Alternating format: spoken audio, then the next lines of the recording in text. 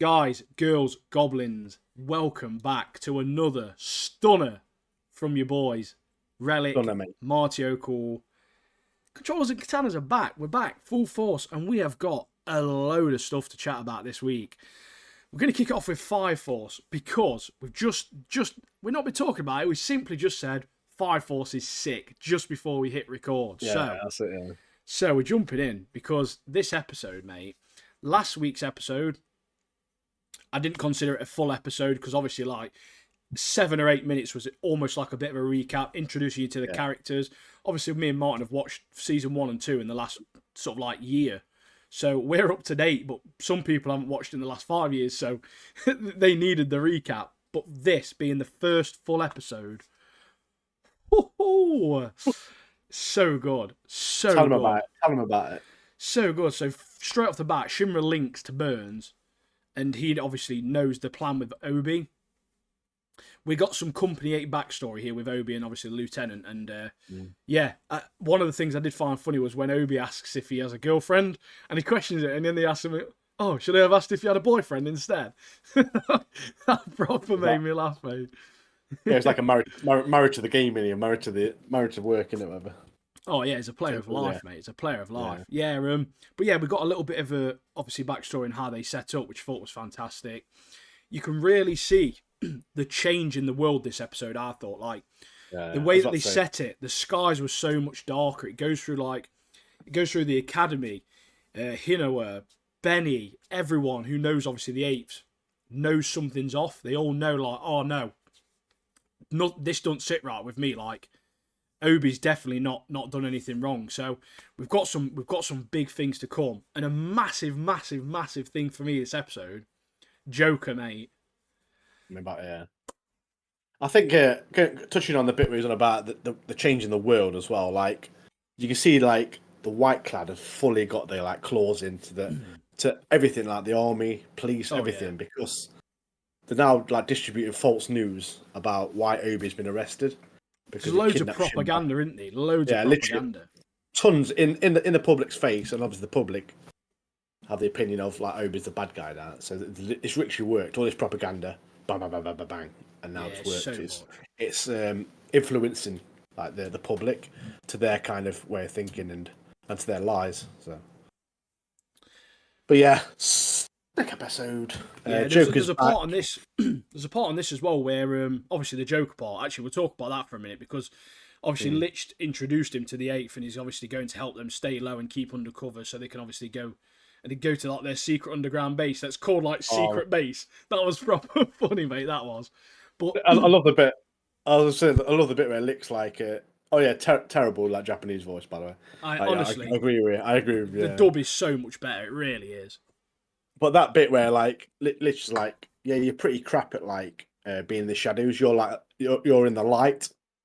Like, you're good at being in the light, saving people. You know, revealing, like, dangerous baddies and evil people.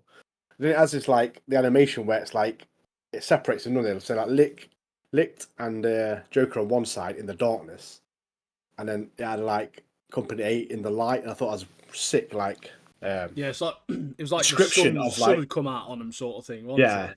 And then there was in the shadows, and then Joker's like, "Yeah, you're amateurs of being in the shadows, and now I'm going to teach you." That's when they go down to the sewers. Yeah, Joker on that motorbike as well. I'm so excited to see what Joker and Shinra get up to.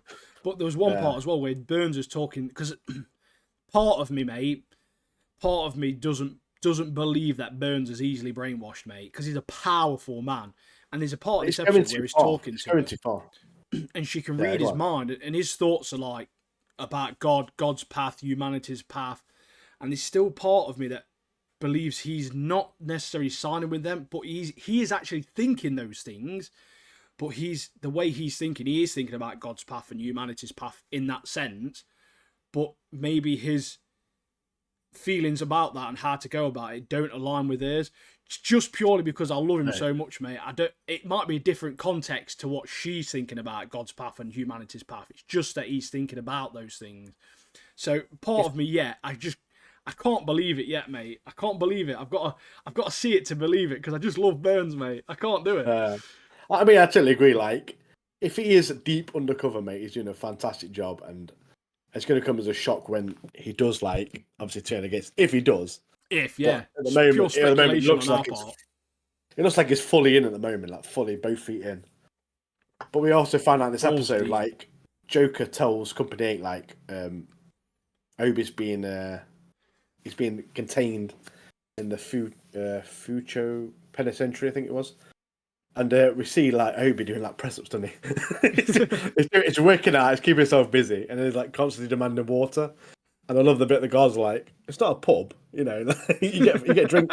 You get a drink when it's like you get a drink time. When we give you a drink, mate. Yeah, just demanding drinks. Like, can I have a drink? Is that, well, I'll die of dehydration if you don't give me one. But we've got a new character introduced here as well, didn't we? That gold woman. Oh well, she's the one who killed Thingy, wasn't it? Yeah, she's kind of briefly introduced last season, weren't we? But we get obviously more of a. She's going to be a bit more involved, I think, this season. Yeah, because these her and her like team are at this penitentiary with Burns. So obviously now Shinra and Joker have gone in first. They're gonna have these to contend with, which will be next episode. But I love that bit where they go down into the sewers, go to the secret base, and Arthur sees that beware of the dog, and he's like, "Oh, they have a Cerberus." It's kind of it's constantly in his like fantasy world. I love it. He's so sick. He's one of my favourites, mate. He's so funny, isn't he? He's just so lost in his fantasy world constantly. Isn't it? Yeah. So good. Fantastic first episode, though, in my opinion. This one, first episode back. I think it's going to be a good season, mate. Isn't it? It's going to be. I can feel it. It's going to be a good season. Some great setup this season. This episode. I did like a bit where Shinra and like Joker like are flying towards the penitentiary. Like obviously one's flying, one's on a bike. Cool on that bike. Looks so sick on that bike. Yeah, it's so sick, mate. But it's like Shinra's like, oh, I went to see Benny and I got stronger. And Shinra's like, I could take you now, Joker. I could take Burns or whatever. And then the Joker's like, can you take Benny? And Shinra's like, no, mate, never. Not a chance. Respect, mate. Respect on Ben Amaro. Even Shinra knows Benny's the man. Yeah, it's like, no, never be you. But yeah, straight through the front door, mate. Big explosion. Time to go next episode. We're on it. We are on it. But just seeing Benny as well, that slight little bit of him, just knowing that he knows something's off, is we're gonna be seeing more of him soon. Like he's coming. He's coming. Saw more of that Conehead as well, didn't we? He was with Hibana. Yeah. He taunts me, that guy. He taunts me so much. I hate him so much, mate. He's so annoying, isn't he? He just looks horrible, mate. I don't like it. David Ackerman, mate. Should we go to Lazarus next? Yeah, let's speak about... It is Aykroyd, isn't it, mate? You should get a picture up. Isn't it? You should get a picture up at the bottom. When the Coneheads. Yeah, just so people know what we're on about. Mate, I used to be frightened of that move when I was a kid, you know. I used to freak me out dead bad, you know. Well, when I used to watch it, mate, after I was like, I fancy like boiled egg and soldiers, mate. Right, eggs and soldiers now. On top of his head. I bet someone's photoshopped all their heads in a egg box, haven't they? Right, Lazarus, episode 2. First episode was alright. One of the biggest gripes I had last episode was the sound. It was so much better this episode. There was parts of this episode where you could actually hear like the birds and crickets in the background. There was like general background noise, obviously like the chill music in parts at a nice level. It's like whatever they did on the first episode, they've corrected it this episode. So in that sort of sound aesthetic, it is great. One of the notes I've got is the Lazarus team just Suicide Squad? It's like the same concept of Suicide Squad. Yeah. It really is, isn't it? Except these don't get murked off, they just get electrocuted. Yeah. But yeah, there's that time limit, obviously, because 30 days is when those who've had that happener will literally just fall dead. Yeah. So, brown breaders, mate. Brown breaders. But for dub defenders like me, I must say the dub voice actors from Adult Swim are very Adult Swim, and by that I mean they're pretty boring. Like there's no level. They're all quite monotone. Like, oh hello, yes, blah, blah. Like Adult Swim's voice acting is just always like that, And I don't know, it's quite an exciting concept for an anime. You'd think they'd be a little bit more like, oh, hey, blah, blah. Do you know what I mean? Like, they'd be a bit more upbeat about, or like, there'd be more levels to how they speak as opposed to how they do speak. So what you're saying is Adult Swim need to go, like... Adult Swim crap, mate. I might just watch it in Japanese, to be fair. One thing I did like on this is the little TV segments between scenes.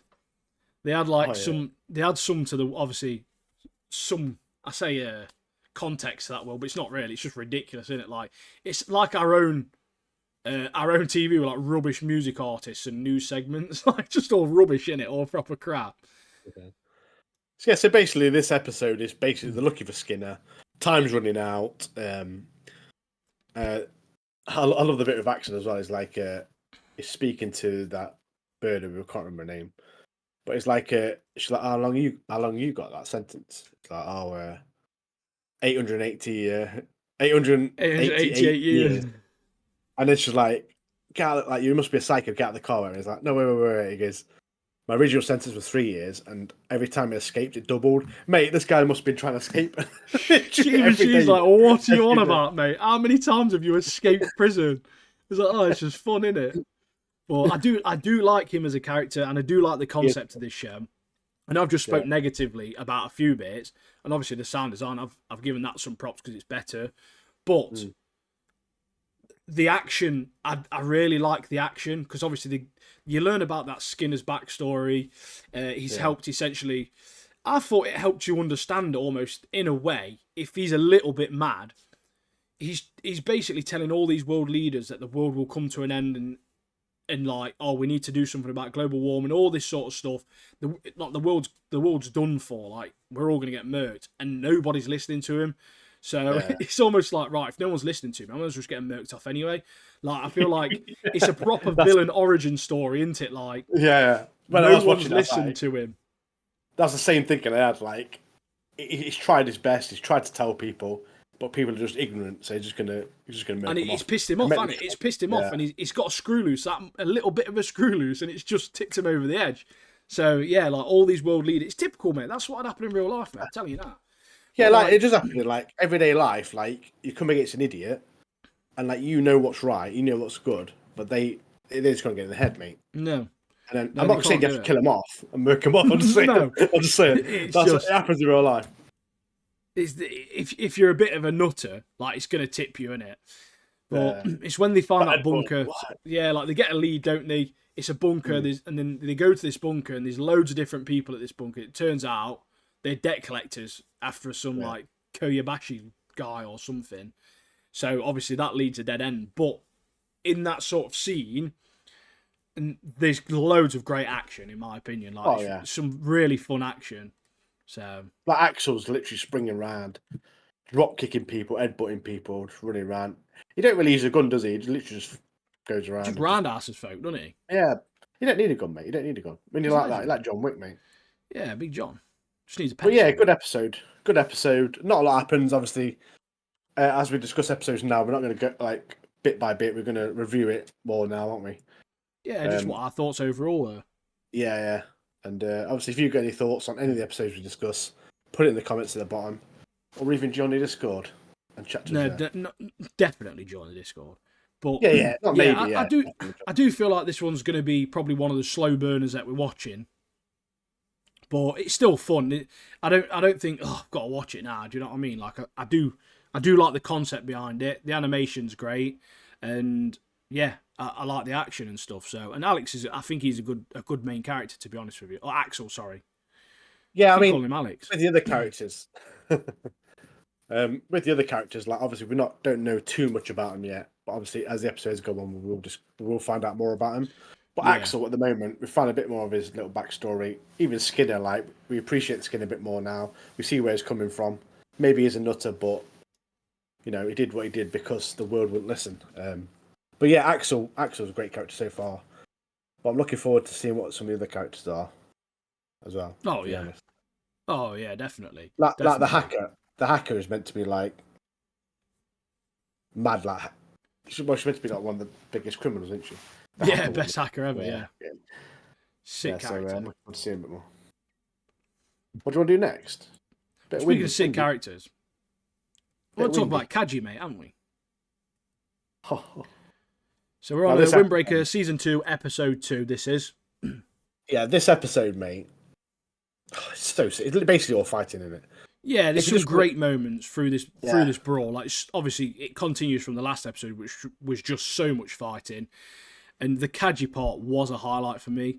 Got to see some, obviously, backstory of him. But the fighting against the Keel leader, where he's flipping around, and he leaps from the banister, and then he, like, grabs this chain sort of thing. It's so good, mate. And we obviously, we learn a bit more about his character as well, don't we? So, I think my favourite part with Kaji is when he's getting chased by it's Notori, isn't it? We find out his name. It's Notori, which is the Keel leader. He's chasing him. Kaji runs up the wall, mate, does a backflip and kicks him in the back of the head, mate. I was like, that's some like is insane move right there, mate. Yeah, but Kaji's he goes like beast mode, doesn't he? Like gets angry and these Keel guys, they're just classic British chavs, mate. Like as soon as they lose their weapons, they're awful at fighting. Do you know what I mean? Yeah, they can't do anything. Dirty little chavs, mate.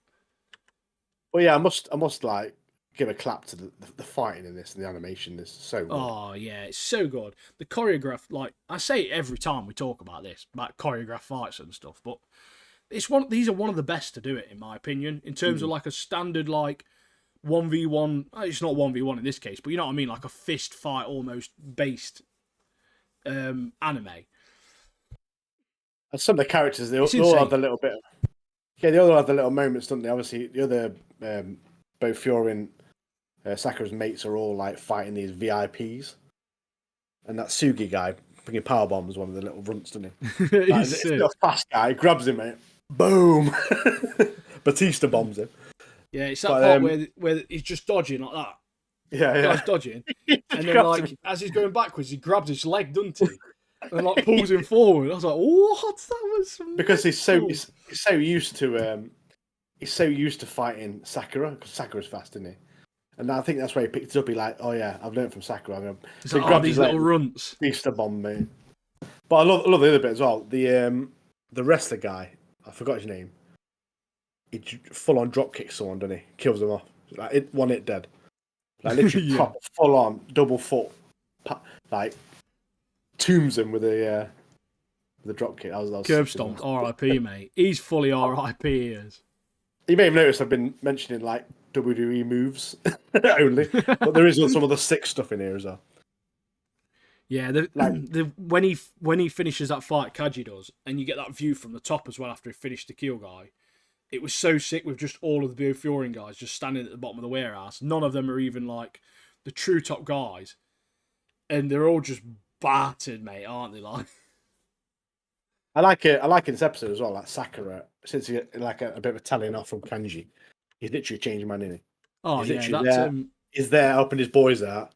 He's been boosted. He's focused. He's got this like new determination.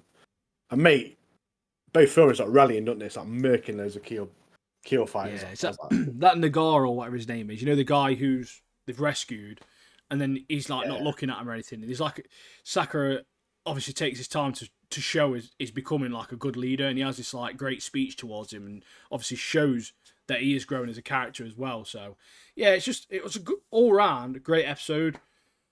Only issue I've got, I've no idea where what's going to happen next episode, mate. There's no, do you know what I mean? They're all going to come back alive and go murk him again, mate.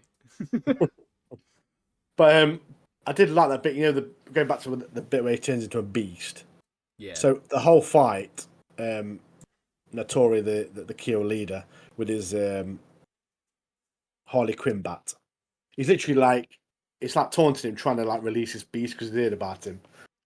And then when he does release the beast, he's like happy and he's like, yeah, I've done it. Boom, gets sparked out, dead.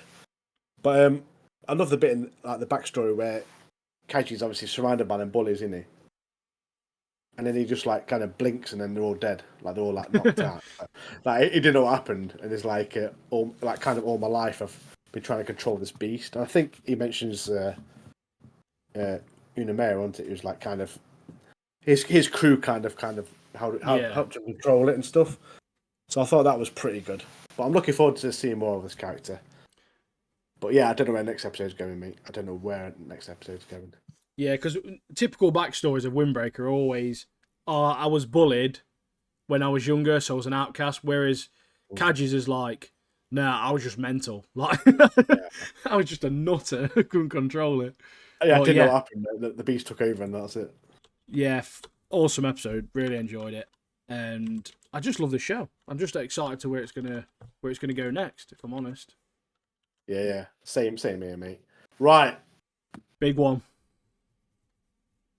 I'm gonna say this. We're gonna discuss Devil May Cry Season 1 to 8 episodes. And before we start, I just want to say, Devil May Cry, what a soundtrack.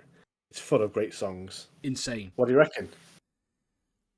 Taking the games out of it, honestly, I thought this was so much fun. I've seen a lot of negativity towards this online from obviously people who are diehard game fans. I've only ever played the first 2 Devil May Cries, so I don't know much lore or anything past those 2 games, and even then it's ropey. It's been absolutely years since I touched one. So for me, going into it, I've gone in as fresh eyes almost.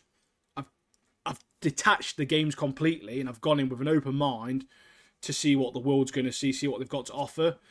And I loved it, mate. I thought it was awesome. Like, the animation was great. You've mentioned the soundtrack. I mean, we've got Limp Bizkit opening, for starters. Evanescence have done a song for it. We've got Rage Against Machines in there. We've got...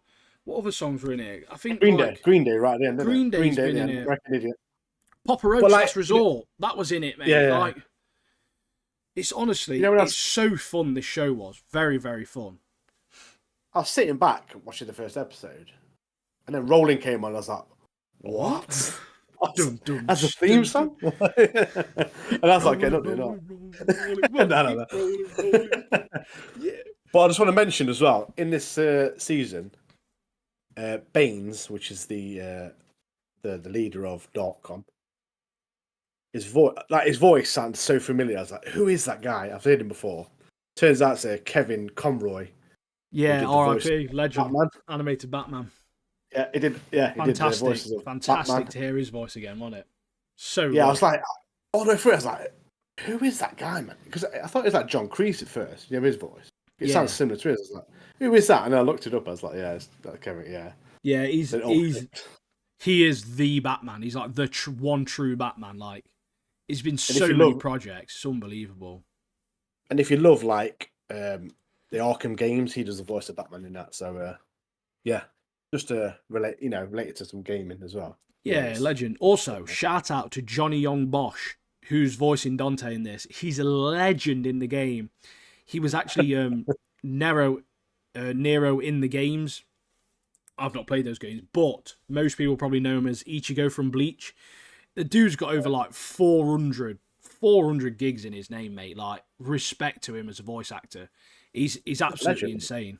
My mate Axel, who's a viewer as well, has met him in real life, I believe. I think he's got a picture of him at a Comic-Con. Jealous, mate, jealous. Meant to be a nice guy. So, but yeah, like Martin says, insane soundtrack. So much metal music in this. So naturally, I'm drawn to it. Loved it. The animation is exactly what you expect as well in it from a Netflix show. It's not spectacular. It's not JJK Season 2. It's not Solo level animation. But it's great. You have loads of fun. Like, there was a guy, one of the demons was like a blue guy. And he every time he was fighting him, he was like transforming. And his transformations were so slick, mate, wasn't it? That blue demon. Like, it was very, very like visually pleasing. And I can understand probably where some people are coming from in terms of why they've got an issue with it. But I don't think this is trying to adapt a Devil May Cry 3 or Devil May Cry 4.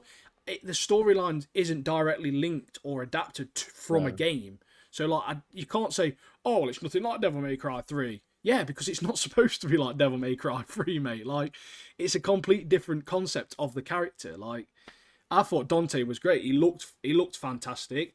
We know his voice acting was fantastic. The action was great. You learn a lot about his character. If someone that's never seen Devil May Cry watched this I think they did a good enough job introducing the character, introducing the world, introducing some of the lore. I think overall it did a fantastic job. I honestly would give it an 8 out of 10. Like, I really enjoyed it. I'm buzzing. Season 2's already been announced, so massively looking forward to that. And there's some awesome scenes as well, isn't there? So yeah, some of the characters as well. Obviously, we've got Dante, as Ian mentioned, sick character, charismatic, brilliant character. It reminds me of Deadpool. He's like Deadpool, but pretty. Like, he's a good-looking Deadpool. Yeah, if his face didn't get burnt off. If he's not a great ball sack for an head. But then I thought a great character was that White Rabbit, that the bad guy was so good. Like, he's honestly and his awesome villain. Awesome villain. Also, Mary Orkham. What a character, mate. I love character. She is so good in this. And like, my favourite episode in the whole of this was episode 6, where you literally have White Rabbit's origin story and Mary Arkham's origin story side by side. And obviously they both meet tragedy and that lot, and it kind of moulds their way on how they go into the future. It was very like remiss of, like, you know, the Dandadan episode of the Acro Silky. It was that sort of episode to me. And it is the best episode of the season, I think, in terms of storyline. Like you say, it's black and white. It's so easy to watch. Mary backstory. Her watching the story of, like, her dad, like, so heartbreaking. Her watching her dad slowly lose himself over time. He's just locked in his room experimenting on demon parts, and her mum just really depressed and, like, ruined, and, like, it was a really heart wrenching sort of like story, wasn't it? Yeah, because obviously they after the cinema, they went to cinema to see a horror film, didn't they? And then in the subway they were met by a demon. Yeah, and that kind of put her dad on that path. And like before that, he was like all over her daughter. He always had time for her. After that, mate, he was locked in his room, no time for Mary, and it was tragic. When I saw that, I thought it was going to be like a full on classic, like Batman backstory, mate. Oh, bats around her. But yeah, the two stories paralleled. Obviously, Mary's dad turning himself and then killing her mum in front of her. All that time doing research to just get murked off by your kid as well. Like, the boy, obviously in the demon realm, seeing the family who took him in, and obviously one of the children gets sick and die, all whilst Evanescence plays. Like, it's honestly that episode is so good. It's phenomenal, that episode. Easy 9.5 out of 10 episode, that. But yeah, like, you know, when the kid was like starting to get sick and dying, I was getting sad. I was like, flipping it, mate. Tears, mate. I was like, I thought we was going to see a Bullet for my Valentine, mate. Tears don't fall, crash around me. Just me, like, grating, mate, in the living room. well, that Afterlife song for Devil May Cry was so good, so good. It's on the playlist. It fitted so well. Yeah, I've put it on my Spotify. So good. But it works so well in this episode. Like, obviously, as it went on, it was really, really good choice. And like I say, the best episode, I thought, episode 6. Yeah, you get Crazy Times in this as well. Remember Crazy Times? Yeah. Butterfly. Yeah. Oh, mate, we need to do a short on that, mate. We need to do a short. There was a scene that Mary, like, was proper sick. She's in the car scene on the bridge, and she shoots the car lorry ramp down and then jumps the car at the demon and blows it up. Mate, that was sick, that was. But yeah, there's so many good bits. My favourite scene is it where the doctor is like dying. And I was graphing it. So White Rabbit like stabs him, doesn't he? He's on the floor. And the doctor tries to kill the White Rabbit by throwing a grenade at him. And then White Rabbit just like, shuts the door. And like the fan just in the lorry, in the truck. Yeah. He throws a grenade and he just shuts the door and he's like, ding. Like, just like bats back at him, blows him up. I was like, what on earth? That was a joke. I literally wanted it back about 3 or 4 times just to watch that. It's so funny. I think it was in episode 7. There's like a couple of demons that look like street sharks. Do you remember that cartoon from back in the day? I was like, they're street sharks, mate. They are. But yeah, we got these like mad looking demons. Like, I thought the demons were fantastic in this as well. We had like one who was like some flower like vine grass woman. One of them that looked like some mad winged devil from Diablo or something. Like, he looked sick. He was like the main one, wasn't he? Yeah, he was sick. And then we had Dante versus like the mutant demons on the roof. That scene was a banger, great scene. The reveal of Rabbit to Mary with Evanescence again towards the end, fantastic, mate, absolutely phenomenal. But yeah, I loved it so much. But one of the things that made me laugh as well was the one where he gets those demons like fists in his hands and he's like boxing gloves. It's like using them like boxing gloves. Yeah, it's like I think it says something like, "Oh, now you're more used to me" or whatever. Like rolls him up. Yeah, but that was on about episode 6 earlier. Like, I loved how obviously it's side by side, parallel. yeah, And then towards the end of the episode, it comes together, doesn't it? Because obviously that's we find out. Obviously, Mary was .com, killing all these aliens, and obviously the one bringing the aliens through the portal was White Rabbit. yeah, murking off all these demons, but like they're all good guys. Like they're not horrible. Yeah. Like it's just. But to them, yeah, to them, it's just I don't know. By the way, I hate that Baines guy. He's awful, mate. Awful character. He's just a horrible character. Like he's just a horrible person, isn't he? I did like the little cameo from Mega Man as well in one of the vans. It was like bobblehead. I was like, sick, mate, sick man. Just chilling on the dashboard. Yeah, yeah. But as a start,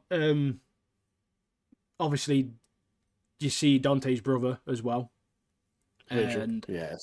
I think Virgil's going to probably play a big role in season 2 because the way it ends, they've basically double-crossed Dante because the entire time, which I thought was dead rude, right? They just want his necklace. And it's like his mum gave it him, it's a family heirloom. Like, that's dead rude, that is, isn't it? Like, you can't go around stealing people's jewellery. Do you know what I mean? I was like, no wonder he's pissed off. But, yeah, the vice president is a proper weirdo. He's so annoying, isn't he? Like, he's a proper freak. That bit where, like, Mary rescues all them, like, good... they're called, like, Mackay, aren't they? Mackay. Like, demons, like, good ones. It saves them all. That Baines guy's like, "Oh, I'll just kill them all off." I was like, "What? What an idiot!" He literally kills like kids off and stuff. I was like, "Yeah." Man, the sword of Sparta transforming into the full Sparta Devil sword was hype. That was sick. Oh, when Dante turns full demon as well, and then he gets the sword, I was like, "That is sick." Yeah, with his wings. That's really good. The part that made me laugh though is Dante pulling the sword out of his chest. Mate, it's that far in, you may as well just pushed it through all the way. Just take it out from the back, mate. Shortcut, yeah. It's got to be less painful. But with Devil May Cry, with Devil May Cry games, obviously, I've always loved Dante. I've never really played much of him. But I love his, like, he's got dual pistols, which I love dual guns and stuff. He's got his sword as well. Got a sword. So, I'm wondering, like, Japanese, people seeing this. Skinny, like, he's got a big sword, he's got guns, like, he could easily fit into a Final Fantasy game, couldn't he? Like, I'd welcome him with open arms. Always. But, like, I think people watching the season, for me especially, like, I want to play the games now. Like, I've come away from this one, like, yeah, it's reassured me that Dante is a sick character. Mate, I've got the collection on Steam in my watch list, mate. I have. Like, now, waiting. Yeah. When I get paid, I'm just gonna get them all. Like, because that's all it's done. It's made people want to now play the Devil May Cry games. I've only played 1 and 2, so I'm going to have to go 3, 4, 5. But you'd have thought that it'd been great if they'd announced this, did all this anime, and then was like, oh yeah, DMC 6 is coming out next year. And then he was like, oh, hype for that, we'll get pre-ordered or whatever. But like, there's nothing. Like, it's been like 10 years since the last one or something, or like 8 years or something. I don't know, but I mean, this would be a perfect time for Capcom to release like a remaster of the old ones, because obviously Capcom's remasters are so good with like the Resident Evils and stuff. So it'd be a perfect opportunity to. I think most Japanese remasters are good, aren't they? Because but like the Resident Evil ones are great as well. Yeah, the Resident Evils, like, especially for me, like, I've not really played like them again, but I've seen my mates play them and stuff. And they've done a really like fantastic job. Yeah, of they're it, on Xbox Game Pass, I think. Are they? I think Resi 2 definitely is. Might have to get on there, mate. Playing in the dark. Scare myself. Yeah, they are good. Went around to mate Axel's house and he put it on for Blake. He got Blake playing it. That head's rolling around. Like, he was like, "Is Blake all right playing this one?" Yeah, he'll be fine, mate. Put it on, and he was loving it. He got me to download it when we got home. He was like, "Can we download that when I get home?" He's not played it since, like, but but yeah, this ends with Dante's been done over. They've basically froze him in a tank. And then there's just loads of footage of what America would do. They've taken over the land and captured and murked kids and everything, like, just obviously, like, overtaken this demon world, haven't they? Like, absolutely overtaken it, like it's their own land. And like the president in it, terrible. Awful, mate. George Bush, cowboy. Definitely George Bush, mate. Some cowboy guy with like the crappiest cowboy accent I've ever heard in my life. Well, I keep seeing people say, like, it's meant to be George Bush, and, like, what's the other guy who was the vice president at the time? He's like, he was a proper, like, dodgy bloke, because George Bush was like dossing all the time, mate, because he didn't care about anything. But yeah, I just thought it was funny. Yeah, talking of the soundtrack though, I did read. I think I mentioned it last week. Like the writers of the show said it was like a love letter to nu metal fans. Good, and love it. They delivered the music so well. Like it fit in so well with the episodes that it was in, and especially the theme tune, mate. Oh yeah, my heart was racing, mate. Limp Bizkit. But like I say every week, if you like if you're liking what we're saying, if you've got your own comments on the stuff we're discussing, do put it in the comments, and obviously like the video because it'll help us along. Yeah, but yeah, we love it. Overall, great show. Fantastic, it really was. Fantastic. Like it weren't the best show I've ever seen in my entire life, but I messaged Martin. Martin, we was going to originally do one episode a week, but we thought it's fresh. We'll just discuss all of it. I watched pretty much all of it in one night, like before on a work night as well. Like I literally stayed up till like gone midnight on a work night just to watch all of it because I was so invested. I was enjoying myself. I was just like, oh, I'm gonna put another one on. I'm gonna put another one on. I'm gonna put another one on. Like it was that easy. You can just do it in one sitting. It's only 8 episodes, so yeah, it was. I remember I came into work, didn't I? I watched like 2 episodes at the time. I came into work as Big D, and he was like, "Yeah, watched it on me." I was like, "What?" Smashed it last night, didn't I? But yeah, I think we made the right choice discussing it all as one. Bit more review, not like episode by episode, but I thought it went pretty well. And I thought, yeah. I'd like for people that are listening. There's some people on Spotify as well, so I appreciate you sticking around and listening as well. And you're on YouTube. Do you like this new style that we're trying out of more of like reviewing and just our thoughts as opposed to a play-by-play? Because I know a play-by-play is a bit boring, really. You can just read a synopsis, I feel. I feel like people probably want to hear our thoughts more on content and on, obviously, projects that we're watching and we're enjoying, or Acolyte and Yakuza not enjoying. So, yeah, just let us know. Drop us a comment. Just let us know because we're trying our best, mate. We're trying our best. We're enjoying ourselves. We're chatting about stuff. And realistically, the reason we started this was to chat about stuff we like. And going through the episode isn't really doing that. Whereas we're sharing our thoughts on what we have watched, which is more like what we wanted to do when we obviously sought out to start the podcast anyway. So if you don't like it, I do apologise because we're going to keep doing it. But if you do, then just let us know. Strap in for the long one. Join our Discord. Let us know in the Discord. We're always talking about anime in there. We're always talking about gaming. So join us because I don't want you to miss out. We don't want you to miss out. Shout out to Matt if you're listening. Shout out to you, mate, for joining and interacting. Legend. Appreciate you. You're a legend. Really appreciate that. But that's all for the anime. We're going to get on to the nitty gritty real life shows. I think we do Last of Us. We're going to save best till last, and that's not saying the Last of Us episode was bad because I really, really enjoyed this episode. But the next thing we're going to talk about is Daredevil, and I've got to calm myself down before I get to that, mate. Yeah. But Martin's going to have to lead this one a little bit more. So the dynamic here is I've never played the games. Martin has played all of the first one and played most of season 2. I know where he's played up to, and I know the spoilers from chapter 2 or whatever it's called, the second game. But we're not going to mention where he's gone up to because it's a massive spoiler. But essentially, from my perspective, they start off this with a 5-year time skip. And they're still in the settlement from the last one, which is obviously worth noting. And yeah, I don't know how accurate that is, but I'm not sure in the games either. Ellie's 19, but I do think she's quite immature. She does still act young, and she does need to grow up, in my opinion. She's like reckless, isn't she? However, I'm talking on this earlier with Alex about this, and he mentioned something which I've written a note about, or written a note about. There's a load of people hating Bella Ramsey, or whatever her name is the casting for Ellie, because she doesn't look like her.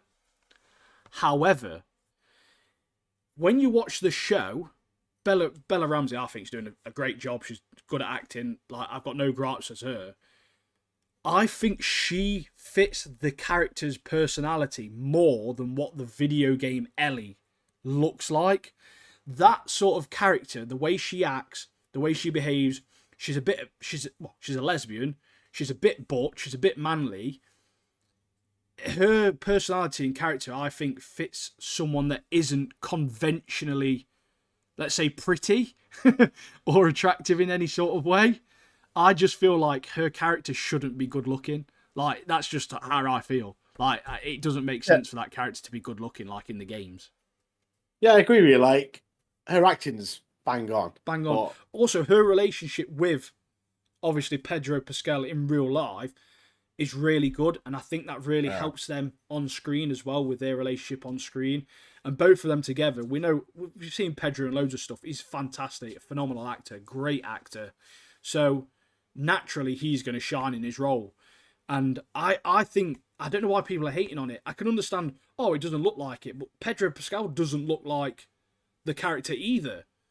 But no one's moaning about that. Do you know what I mean? I think it's purely based on, because she's not an attractive woman, that people have got an issue with it.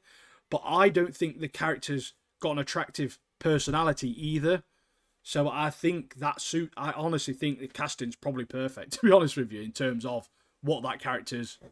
Yeah, I mean, I agree with the acting bit, but I don't know. I don't know about the character. Obviously, I've played more of the game, so but yeah. But yeah, I don't know. I'm not fully convinced with. Is it Bella Ramsey? Bella Ramsey, I think, did, yeah. Or is that a name out of Game of Thrones? I don't know. No, I think it's a name. That's made up. But yeah. So before in this episode, before the 5-year gap, the 5-year jump, we have stuff from obviously last season. Joel saved Ellie from the lab, killed loads of fireflies, and at the start of this episode, we have Abby and a team around all these graves. They're part of the fireflies, and they've lost loads of friends and family in this lab to Joel. That's why they're like, right. Abby's like, right, I'm going to kill him. They're going to hunt him down. They're going to kill him. But they want to do it slowly. They want to make him suffer. And then we find, in this, the one who the doctor who was operating on Ellie was actually Abby's father. So that's why obviously she's got this. She's on this revenge mission. But yeah, but like in comparison with the game and stuff, like with Abby in the second game, her story obviously it gradually comes along as you play through the game.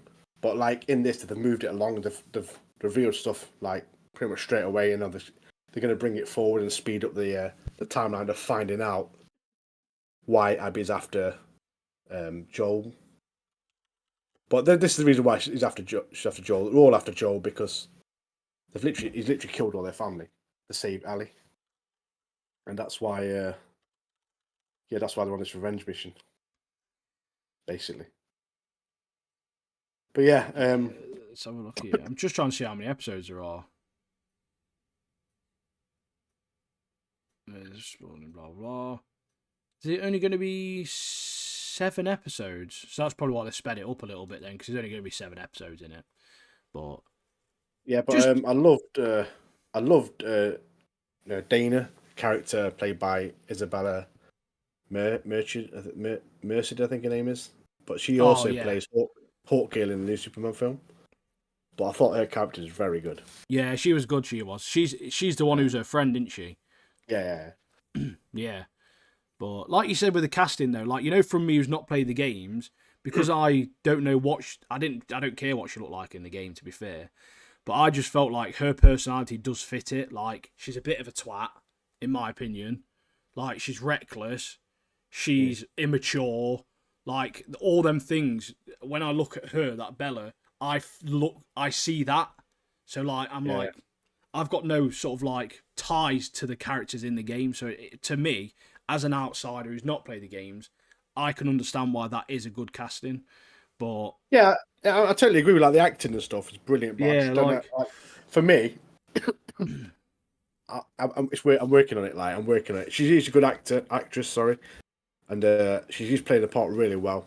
And the reason why she's being reckless is obviously because she's at the moment in this episode, she's obviously rebelling, isn't she? Yeah, she's rebelling against Joel, as young adults do. She's 19, man. Rebellious. I was not rebellious at 19, mate. Do you know what I mean? No, I bet you was. That's a 15, 16-year-old thing to do, isn't it? Yeah, but she's late bloomer, isn't it? Yeah, late bloomer, mate. Mum and Dad weren't telling me what to do at 19, mate. But yeah, there's a lot of chatter in this episode, weren't they? But the patrol scenes where they found the bear and they went into the store, I thought they was great. There's so much suspense. You see different kinds of obviously infected, with the woman on all fours who's hiding and stalking them. Ellie gets bit, but obviously we know she's immune, but no one else does. So like, she's covering it up. She like cuts it open so it doesn't look like a bite. Like, she does things to try and cover it up and things like that, which I thought was great. But we just get a bit of development, don't we? And the end of the scene where the pipes are open and there's fungus in the pipe, so obviously that town's going to get murked, mate. There's going to be infected all over the place in there. You just know it. But for the first episode back, as a non-game player, I love the world so far. I feel like the world building's great. The characters are fantastic. The acting's always good. The setting's really, really, really intriguing as well. I really do like it's always snowing, and like the scenes they've picked to film are very, very good. Yeah, and with the mentioned the pipe thing with the fungi, the fungus. Throughout this episode, they keep mentioning this horde, don't they? Yeah, the horde's coming. The horde's on the way. The blizzard's on the way. And I think in the next episode, like the trailer, we do see this horde. So next episode, we're gonna get a blizzard. We're gonna get a horde, and obviously at the end of the episode, we see Abby, 5 years on, her team have actually found where was it? Yeah, I think that was in the end of the episode, wasn't it, as well? Like, you saw them there, didn't you? Jackson, Wyoming, yeah. So they're there, they're on the way. So we're going to get all this action next episode. And I think why they're going to bring this horde into the next episode, because in the first season, people were moaning that there wasn't enough infected. And so they're literally like, right, F you then. we'll blast a horde in the second episode. There's not enough infected. As about you have all of the infected. But I did like the episode where she falls down into that. Is it like a shopping mall? Yeah, for sure. There's a little roof bit. You can tell that's in America, mate, because UK buildings wouldn't do that. You just wouldn't be falling through the floors. Just built better, aren't they? Construction's not the best, is it? But yeah, I did like the infected as it was like stalking her. And I thought it was such a great scene how it was like played out. Yeah. And I'm looking forward to seeing like infected with a bit more intelligence in the episodes to come, especially with that horde coming. There'll be a few clever little gits in there that'll obviously cause cheeky rascals like a lot of trouble. Like pushing people forward, like. But we had proper full-fledged cheeky rascals coming, mate. I just want to mention before we finish this. I'm just going to quickly top my drink. Yeah, Catherine O'Hara from Home Alone. What a character! She plays the psychiatrist Gail. Obviously, Joel's been through a lot, and he obviously discusses his problems with her. But to see her she's been in Beetlejuice, she's been in Home Alone. Oh, legend! Seeing this, I was like, yeah, she looks a bit weathered now, but she's looking good. But yeah, I did like. Obviously, I've only played so much of the game, so watching this series, from what I can remember, like scene from scene, there's quite a lot keeping it close to the game, which I love about like game adaptations into TV shows. Good game adaptation. Yeah, good game. Yeah, like let's not talk about Like a Dragon and stuff. But yeah, I thought it was a really good episode. Like, not a lot of stuff happens, but I like kind of keeping it close to the story. Obviously, there's other stuff that they sped up and they've changed a few things with like Gale character. I don't think she's in the game as much, or I don't think she's in it all. I'm not sure, but yeah, I like it. I like the way it's going. I like in the pacing, and I also like that they put Shimmer in, which is Ellie's horse. That's like nice little mention of the horse. But yeah, I'm enjoying the episode. Enjoying this episode so far. Looking forward to next Sunday, next episode. So. It's gonna be a good one. Yeah. What do you reckon? Hopefully. What do you reckon? Did you I enjoy? like it, mate. I'm enjoying it. Game, yeah. I'm watching it with my wife as well, and she seems to be enjoying it. So we watched the first season together. Obviously, I've never played the game, so it's just it's one of those games, though, isn't it? From what I've heard, it is like a movie game in a sense. Like, it's just a story, isn't it? Like, yeah. So like, it's quite easy to adapt those sort of games, I believe. Whereas, like, obviously, we just spoke about Devil May Cry. Yes, it's an adaptation of a game world, but it's not directly adapted from a specific game. So obviously, you're a bit more lenient on that, aren't you? So I don't know, from a non-game perspective, I think it's done enough so far to keep me entertained, but it's done enough to keep me informed about the world and what's going off, who the characters are, the situations they're getting in. You don't need to have played the games to watch this and understand it. Like, it does obviously a good enough job taking you through or holding your hand throughout the story and sort of like giving you the lowdown of who people are. So, because it's just a good story, isn't it? So, yeah, I thought the episode the pacing was really, really well. You had a bit of action, obviously a bit of world building, bit of character introducing, and where we're going with it. We know where we're going with it now with Abby coming into it and stuff. So I thought it's really well put together. And I'm looking forward to the part where I haven't played in the game. So obviously it'll be all new to me. I know there's other stuff that they're putting into the episodes that aren't in the games. But I'm looking forward to the part where after the bit I played in the game, to seeing what comes after that, because I have no clue what happens. We'll have to wait and see. Anyway. We'll be learning. Up to a certain point, we'll be learning then together, won't we? We'll be getting in. I mean, my memory is a bit fuzzy on the whole game too. I need to play it again, but yeah, I remember little bits, but big key points. But one specific key point, which is what I pretty much the only thing I know about that game. Right, best or last. Ian's going to kick I just want to go out there. So excited. And just say, season 2, March 2026. So we're already less than a year away from getting the second season of this absolutely beautiful show, mate. Beautiful show. Enjoyed it, yeah. This was the best episode of the season so far. Everything before was just leading up to this point. Kingpin's back. Daredevil's back. Frank, the Punisher Castle, is back. And my oh my, what an episode this was. A lot happened. The fighting scenes were fantastic. This was the best episode so far in terms of action, in terms of CGI, in terms of acting, in terms of writing. It was just, as a whole, this was honestly like Penguin level. This episode was very good episode.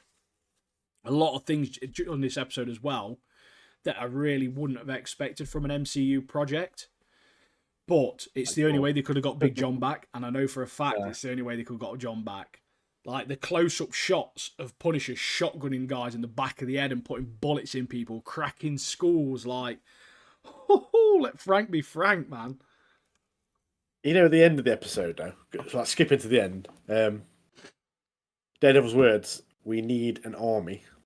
Yes, do you reckon we're going to see the Defenders back? Or are we going to use, are they going to use some of the vigilantes that are already there, like swordsmen and... and get the thing Punisher is, back. right, I think the Defenders probably makes most sense. But in reality, I don't care about them. Like, it depends what they're going to do. Because... Sorry, got a cough, mate. I feel like there was chatter about them bringing back Jessica Jones. There's chatter about them bringing back Luke Cage. So they could come to that. With the season being March next year as well, I wonder if season 2 is going to change the outlook for when the Spider-Man movie comes out. Because my initial reaction was, as well, with Kingpin basically making vigilantes illegal in New York, how's that going to affect Spider-Man? He's a vigilante. He mentions him in one of the earlier episodes. But with the new season coming out before the Spider-Man movie, that story might lead differently going up to the Spider-Man movie. So there's just so much that happened in this. Like the whole situation where Fisk cuts the power of New York just to try and obviously take out Murdoch and then leverage deals and essentially bribe councillors. Like Kingpin is well and truly back. He literally, the councillor, not the councillor, sorry, what was his... Commissioner, where he squashes his head and just obliterates his head, mate. Like, that was his jaw hanging off. That was so comic book Kingpin. It was unreal. Like, us Marvel comic fans, mate, we were blessed this episode. I'll tell you that for free, mate. I love the bit as well, obviously going back to the Punisher and Daredevil fighting these Punisher cops. I love the bit where obviously Punisher's murking people off, and then like Murdoch's like obviously knocking them out. And he's like, "Will you stop killing them?" Frank, stop it! And he's like numerous times, like, "Can you stop killing them?" And like, yeah, there's just having this Wade blasting them, shotgunning him. There's a part in this where Kingpin's like, essentially caused the hit on Murdoch whilst Matt's still in the hospital, and he's like, "I'd rather." Even though he saved my life, I'd rather him die a hero than live a vigilante, because obviously he hates vigilantes. He wants anyone with a mask or anyone who's a vigilante he wants dead. And yeah, it was when Frank met him, and Frank was like, "What did they call you? The nightgown man?" That proper made me laugh because he's got his like hospital robe on, hasn't he? Yeah, he's got his ass out as well, hasn't he? But even Daredevil in that scene where Frank's just putting bullets in schools. And there's like, even Daredevil's just fully murked like 5 or 6 of them. And obviously you get the culprit for the White Tiger death as well here, with the main guy who's got the Punisher vest on at the time, and Daredevil's just jawed him, mate, like battered him. Yeah, again, like Punisher finds out, and Daredevil finds out who killed it. It was that Cole North guy, the cop. Yeah. Finds out he did, and then Punisher's like, "Yeah, just kill him, mate, just kill him." And the Devil's like, "No, I can't do it. Can't do it. Just make that's him when off, the mate. Grenade. Yeah, that's when the grenade comes in and has to jump out the window. But yeah, John Bethel, he's a Hugh Jackman Wolverine to me. He is, like, I don't think every scene that he's in as Frank Castle, he just commands that scene. Like his one-liners, the way he's written in, the way he has influence on the character, just like Ryan Reynolds does with Deadpool as well. Like it adds such a personal touch to it, doesn't it? Like he's really made the Punisher like him, if that makes sense. Like it's just mental, mate. But like one of the scenes I thought was mad as well. It is genuinely what real world America would be like. Is where they're all looting, and the cop shoots that guy. And his partner's like, "What are you doing? Like, you can't shoot people." And he's like, pulls his like beanie hat over his eyes. "Oh no, it's a massive vigilante up." Like, just murking people off and just claiming that they're vigilantes. Like, it's the most American thing ever, that is. And then we find out why Fisk is doing all this. It's because that Red Hook, which is the port thing, he wants this area for himself, like immune from the law, so he can carry on his like criminal actions, isn't it? Yeah, it's not part of America, is it? There's like, it's free land. It's free land. Like, there's nothing holding it. Like, you don't have to pay any fees. You don't have to pay any import fees. You don't have to pay taxes, anything, which is obviously why he wants to build them apartment blocks on there. And he's taking money. He's taking money from all the council into all the members of the council, in politics and stuff. He's taking all their money. He runs the politics. He runs the cops. He runs the judges. Mate, he's literally fully took over. Yeah, he's gone. He's gone full. Like he is comic book Kingpin now. Like it's so sick. He's bigger again. He's powerful. So barbaric. But like Frank's rampage as well, where he decides, do you know what? Now I'm going to go to the fanboys. Like he just proceeds to get filled in though. But it was so good, that scene was, where they've got him and they try and recruit him. And he's like, you don't know my pain. Like, he's proper, like, he's so good, isn't he, John Bethel is? He's a phenomenal actor, he is. I was a bit nervous at that bit because it was getting like, there's about 30 blokes lined up to punch him in the face. I was like, no, you can't. Took it though, didn't he? Took it like a champ, mate. It looked better in the cell than before. So. Yeah, he did, didn't he? But some favours, aren't they, letting him rest? But then we see at the end, don't we? Obviously, all these politicians in these cages that Kingpin's got. We see obviously Punisher's in there. Vigilantes as well, yeah. Swordsman's in there. Yeah, Swordsman's in there as well. So yeah, he's literally fully took over control. And I love it. I love how that story's gone, how the episode's gone. So good. Because it makes you excited for next season. Yeah, there was a scene as well where there was a shot of Daredevil, like near the end, through the gap in the newspaper on the bar window with the red flashing light next to him. That was a fantastic scene. Very, very, very well shot. And there was the credit scene where Frank, and he's like, oh, are you from blah, blah, blah? He's talking to like this guard guy. Comes up, wants to shake his hand, pulls him, snaps his arm clean. And then obviously he's managed to get the key. So Frank's escaped. So the future project with Frank Castle, obviously with John Bethel, there was like a talks of a future project where he's going to do like a one-off. Yeah, that's likely, and him being in season 2, also likely. So some fantastic stuff to come from Marvel, I must admit. Like some really, really good stuff to come. I do want to have another season of Punisher though on his own. I'd love to see that. You know, like they did with the obviously the Netflix stuff. Yeah, they were so good. Them Netflix ones were. Heather Glenn has fully been recruited by Kingpin now. Gone, mate. Oh yeah. I don't really like her character, to be honest. I don't like her character. I think she's crap. But yeah, she's fully gone. Fully gone now. Works. Karen's back. Karen's back. Isn't she? Karen being back. That's a big thing because Karen's obviously a fantastic character. Really helps him out. I really did think. I really thought in the hospital scene, I thought Matt was going to tell the woman he works with that he was Daredevil. I really did think that he was going to tell her. Yeah. But obviously he hasn't. And I wonder if Heather's going to question the fact that Matt's apartment's just been absolutely obliterated, been grenaded, because a grenade blew his entire apartment up. Goes around with a pizza like, yeah, I'm going to make things right. Apartment's Wait, gone, what? Why can't I get up to his room? Where are the stairs gone? Yeah, it's like it's just a big hole. Pretty sure he lived here. But, wait, I'm sure there used to be one more floor. Oh, they get the pizza delivered to his apartment. It's not there. Bloke can't find it.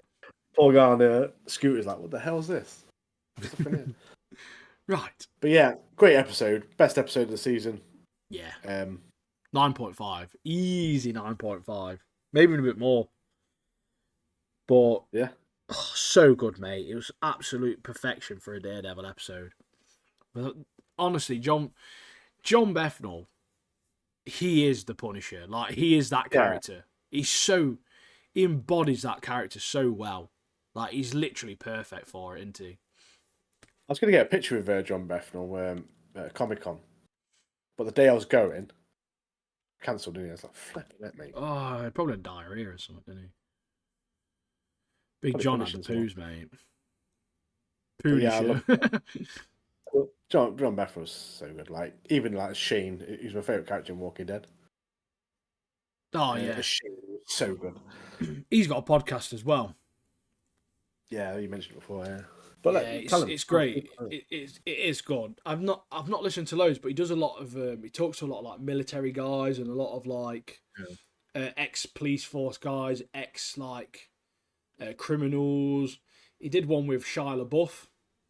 Yeah. And it was the Shia LaBeouf one was such like an emotional thing because they've both been through so much in real life with like drugs and alcohol, and like they used to be quite horrible people, and like they're trying to turn their life around, and like yeah, he's just such an interesting person. Like it's just sick as fuck, isn't he? Let's be honest.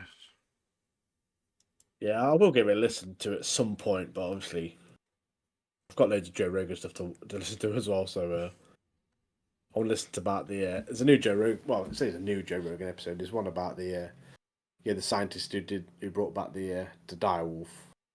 Yeah. Well, I want to listen to that because I think that's proper interesting. Like bringing extinct animals back. It's like, yeah. But I'd like to listen to John Bethnal's stuff because I do like him as an actor, as a person.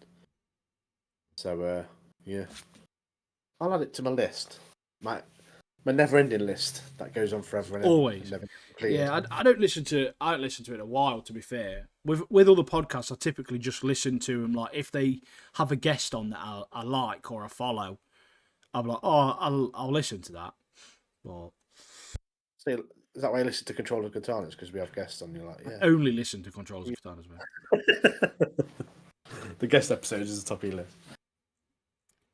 And I get myself on as a guest. I just wear a mask or something. I wear a mask on the screen. Oh, yeah. I'll interview myself or something and add it in. Hello. But yeah, such a great episode, such a great season. A shame it's finished now. We've got to wait a little bit, but we've got plenty more stuff to watch. At least it's March, so we've got Lazarus, Windbreaker. We've got Fire Force, Last of Us, and Andor. Andor's coming up. Those Star Wars fans. Andor will be back as of Wednesday next week, I think. I've got hiccups. Yes, Daredevil's finished. That to look forward to. Andor into it. Yeah. From one Disney project to another. But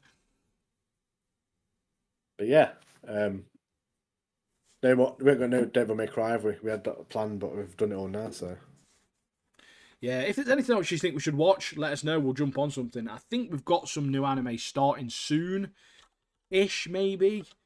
So we might sneak something else in at some point. I don't know.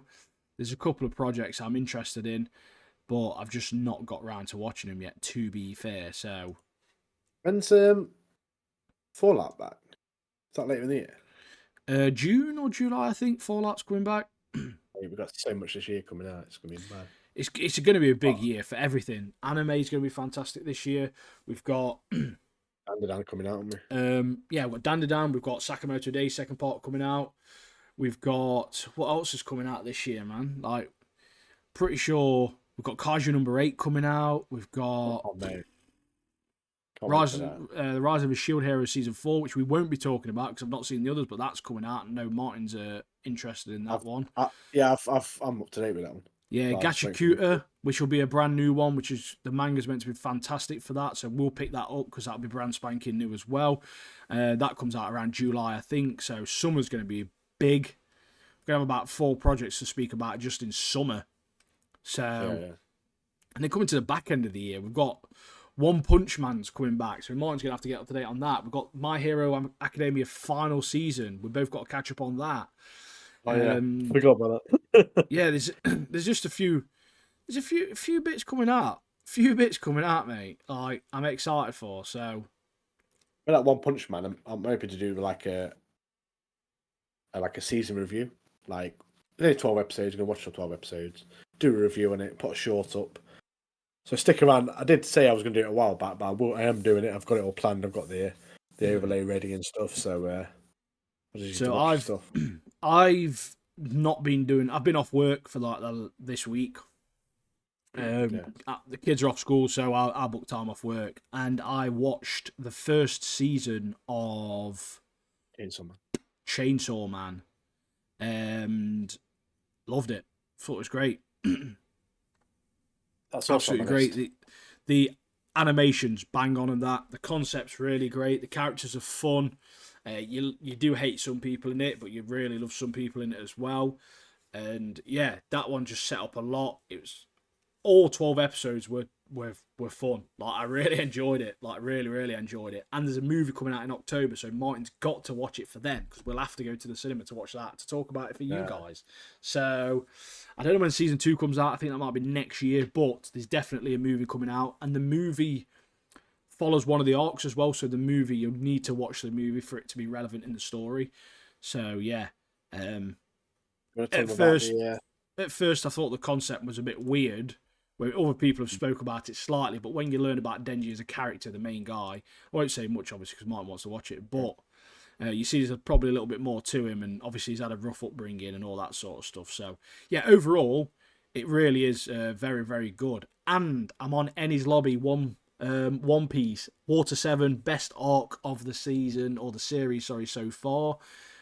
Get over on TikTok and YouTube. Make sure you follow us on both, because I'll upload a short about that over the weekend. So probably Monday actually that'll go up. So stay tuned for that as well.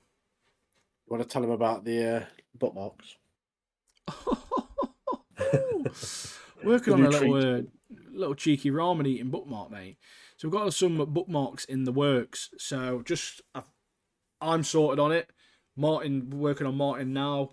We'll have a bookmark, so when we get to any sort of cons or anything, come find us. We'll have some of them to hand out. I'll have a little code on there as well. You can a QR code, scan that, get us on all of our socials. All of our links will be on there.